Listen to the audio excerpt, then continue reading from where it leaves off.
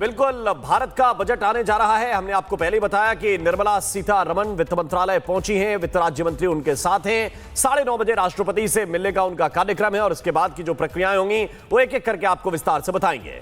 और इसके बाद आपको बताएं कि 140 करोड़ जो देशवासी उनकी आकांक्षाओं का लेखा जोखा जो रखने वाली हैं वित्त मंत्री, उसका सरल अनुवाद हिंदी में आपको लाइव देखने को मिलेगा रिपब्लिक भारत पर। हम आपको बता रहे हैं, हमारे साथ सुमित जुड़े हुए हैं। सुमित, कुछ ही देर में अब राष्ट्रपति की तरफ निकलेंगी वित्त मंत्री, वहां पर उनसे अप्रूवल लेंगी। क्या तस्वीरें अभी वहां पर हैं?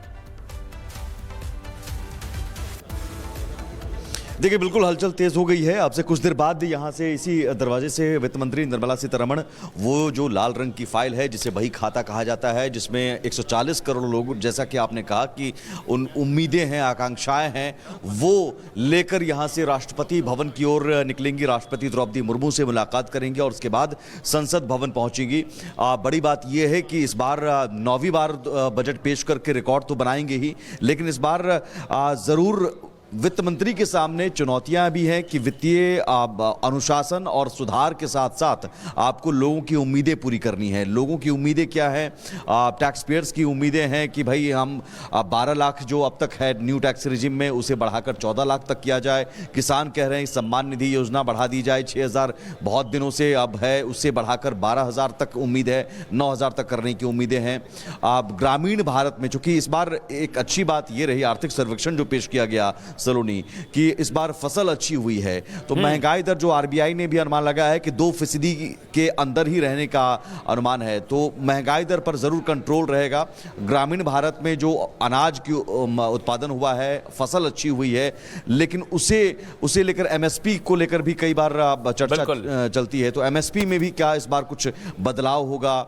कई मौकों पर एमएसपी में और सुमित, यही इंतजार किया जा रहा है। तस्वीरें हम दिखा रहे हैं, राष्ट्रपति से बजट की मंजूरी लेंगी निर्मला सीतारमण। आपके पास लौटेंगे। स्टूडियो में खास मेहमान मौजूद हैं। किसानों की आपने बात की और किसानों का पक्ष भी हम लगातार आपको दिखा रहे हैं। आज क्या उम्मीद है? स्टूडियो में खास मेहमान है, आज क्या उम्मीद है आपको?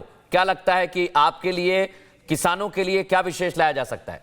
हमें उम्मीद इसलिए नहीं है क्योंकि कोई भी सरकार हो उसे वोट चाहिए और उसे अपनी गद्दी चाहिए। किसान बन करके हम कभी वोट डालते नहीं, हम जाति बिरादरी में, क्षेत्रवाद में वोट करते हैं। इसलिए इस देश में ना तो किसान का आय आयोग गठन होगा, किसान आयोग का गठन होगा, ना इस देश में एमएसपी गारंटी कानून होगा, ना आवारा पशुओं के लिए एएसएफ एग्रीकल्चर सिक्योरिटी फोर्स का गठन होगा, ना किसानों को कई फसलों का उचित दाम मिलेगा, ना फसलों पर जो ज़्यादा लागत आती है उसकी महंगाई घटेगी, ना जो धरने पर किसान बैठे हैं जैसे सोनभद्र जिले में बैठे हैं, यमुना विकास प्राधिकरण क्षेत्र के गाँव रोनिजा में बैठे हैं, इनसे कोई वार्ता करेगा। क्यों? कि किसान की चिंता इसलिए नहीं है, हम किसान बन करके देश में कभी वोट करते ही नहीं। जिस दिन किसान बन के वोट करने लगेगा उस दिन किसान पर चिंतन मंथन होने लगेगा। किसान आयोग का भी गठन होगा, फसलों का उचित दाम मिलेगा, महंगाई घटेगी, आवारा पशुओं से निजात मिलेगी, एएसएफ का गठन होगा बीएसएफ की तर्ज पर। उस दिन किसानों का काम होगा जिस दिन किसान बन के वोट करेगा इस देश में। आप कह रहे हैं कि ये संगठित नहीं है? बिल्कुल किसान संगठित नहीं है। किसान जाति बिरादरियों में, राजनीतिक पार्टियों में, धर्मों में बटा हुआ है और बांट दिया गया, क्योंकि किसान की ना कोई जाति है और ना किसान की बिरादरी है। किसान सभी जाति बिरादरी और धर्मों का है। 36 बिरादरी किसान काम करती है और वो समय पे आगे किसान बनकर वोट नहीं करती है, इसलिए सरकार इनके बारे में सोचती भी नहीं है। मेरे साथ जिंदल साहब भी उनके राम और मृदुल, अगर आप देख पा रहे हैं तस्वीरों के जरिए हम आपको दिखा रहे हैं वित्त मंत्री निर्मला सीतारमण, वो लाल रंग की जो फाइल है और यहाँ पर वो फाइल दिखाएंगे जरूर, जिसमें पूरा बही खाता और इसी बही खाता में करोड़ों लोगों की उम्मीदें जुड़ी हुई हैं, करोड़ों 140 करोड़ देशवासियों की आकांक्षाएं हैं। और ये फाइल देखिए, जिस फाइल पर नजरें टिकी हुई हैं देश भर की, इस फाइल में किसानों की उम्मीदें हैं, इस फाइल में युवाओं की उम्मीदें हैं, इस फाइल में टैक्स पेयर्स की उम्मीदें हैं। और क्या कुछ राहत मिलेगी टैक्स पेयर्स को, या फिर किसानों के सालाना जो सम्मान निधि योजना है क्या उसमें बढ़ोतरी होगी, और टैक्स में छूट के साथ साथ जो रोजगार सृजन के लिए कुछ एमएसएमई को लेकर कोई बड़ा ऐलान हो सकता है। क्योंकि इस बार वित्त मंत्री के सामने चुनौती इसलिए भी है कि वैश्विक तनाव और टैरिफ वॉर के बीच आप ग्रोथ को बरकरार रखने की चुनौती है। 7.2% ग्रोथ रेट जीडीपी का अनुमान है। और देखिए वित्त मंत्री निर्मला सीतारमण के चेहरे पर एक मुस्कुराहट, और ये मुस्कुराहट क्या उन 140 करोड़ देशवासियों के चेहरे पर भी मुस्कुराहट लाएगी। इस मुस्कुराहट से संदेश साफ है कि क्या अब से कुछ देर बाद जब 11 बजे ये फाइल खुलेगा, ये बही खाता खुलेगा, तो क्या उसके बाद करोड़ों देशवासियों की उम्मीदें भी पूरी होंगी, उनके चेहरे पर भी मुस्कुराहट आएगी।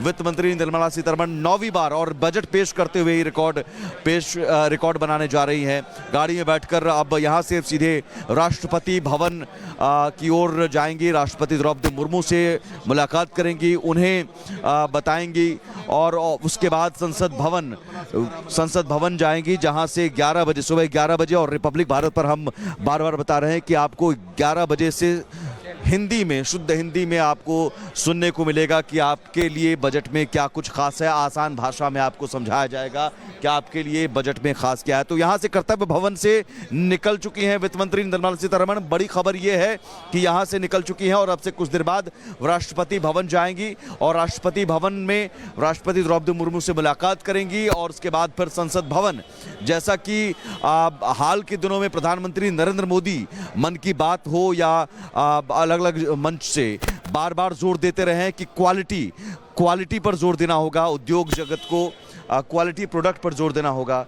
तो ये ज़रूर है कि इस बार ख़ास कुछ सेक्टर्स हैं जिसके लिए कुछ बड़े ऐलान हो सकते हैं, ख़ास तौर पर लेदर या फिर टेक्सटाइल, ये वो सेक्टर हैं क्योंकि मदर ऑफ डील्स अभी भारत और यूरोपीय यूनियन के बीच हुआ है, तो उन सेक्टर्स को और बढ़ावा देने के लिए हम दर्शकों को दिखा रहे हैं राष्ट्रपति भवन की ओर प्रस्थान हुआ है अब वित्त मंत्री का, जहां पर औपचारिक अनुमति ली जाएगी एक प्रोटोकॉल के तहत। ये तस्वीर हम दिखा रहे हैं जहां लेदर बैग से शुरुआत हुई थी और बही खाते तक हम पहुंच गए हैं। ये लंबा सफर है, डिजिटली एडवांस होते हुए टैबलेट उन्होंने दिखाया और इसमें क्या ऐलान होते हैं इस पर हमारी निगाहें हैं राम और मृदुल, और हमारे साथ एक बड़ी टीम भी जुड़ी हुई है, लेकिन उनका हम रुख करें उससे पहले जिंदल सर छोटा सा कमेंट आपका हम चाह रहे हैं। ये जो अभी तस्वीर हम देख रहे हैं, ये जो लाल रंग का हम लेदर बैग से निकलकर बही खाते तक पहुंचे, ये सफर बहुत बड़ा है और इसमें हमारी इकोनॉमी को कैसे बूस्ट मिलेगा इस बार, छोटा सा अगर आप 10 सेकंड में 20 सेकंड में बता पाए। जी, पहला मेरे हिसाब से 14 लाख तक की इनकम टैक्स से फ्री हो जाएगी। पिछले बार सरकार ने 12 लाख तक इनकम टैक्स नील किया था, उसका सरकार को फायदा हुआ, आम आदमी को भी फायदा हुआ, डिमांड कंजम्पशन बढ़ी और इनकम टैक्स भी 8% कलेक्शन बढ़ी है। 17 दिसंबर का डेटा है। उसके अलावा housing loan, housing for everyone इस सरकार का टारगेट है, तो हाउसिंग लोन पे 2 लाख रुपए की और इंटरेस्ट एग्जम्पशन आने की संभावना है, वो आम आदमी को काफी बड़ा बूस्ट मिलेगा।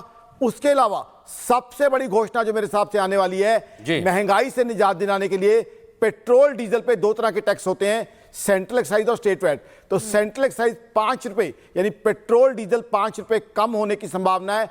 उससे होगा क्या, होते ही दूध सब्जियां सबके दाम कम होंगे क्योंकि डीजल पे ट्रेवल करती है, और किसान भाइयों के लिए बड़ा तोहफा होगा, ये अभी के लिए बहुत बड़ा बूस्टर होगा ये है। और उम्मीदों का बजट इसलिए हर बार कहा जाता है। स्टूडियो में लगातार खास मेहमान हैं, ग्राउंड पर हमारे कौन कौन सहयोगी एक बार बता दें, एक बार हम उनका रुख करेंगे। शिखा इस समय मौजूद हैं जहां लोग रहते हैं, उस सोसाइटी में मौजूद हैं, गृहिणियों के साथ मौजूद हैं, किचन में मौजूद हैं। शिखा, जरा गृहिणियों से बात करिए, उन्हें क्या उम्मीद है? आज संडे का दिन है, क्या आप देख पा रही हैं? लोगों से बात करिए जरा।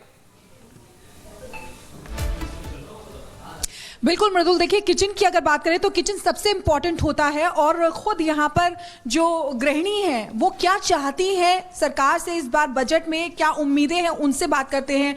और अब पिछली बार जो बजट आया था उसमें उनको कितनी राहत मिली ये भी बात करते हैं। आप ये क्या कर रही हैं? मैम देखिए, मैं चाय बना रही हूँ और अब जैसे जैसे मतलब इतनी ज़्यादा महंगाई हो गई है, आप चीनी देख लीजिए, पत्ती देख लीजिए, दूध देख लीजिए, कहाँ 70 रुपए किलो था अब 80 रुपए किलो दूध हो गया।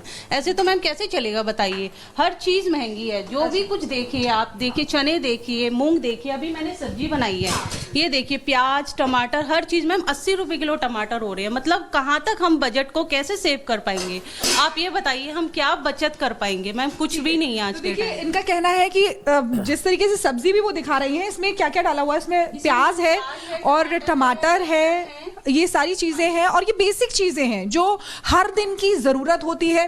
तो इसलिए वो चाहते हैं कि खाने की चीजें जो है, दालें जो है वो सस्ती हों। एक बार और भी फीमेल्स हमारे साथ हैं और साथ ही साथ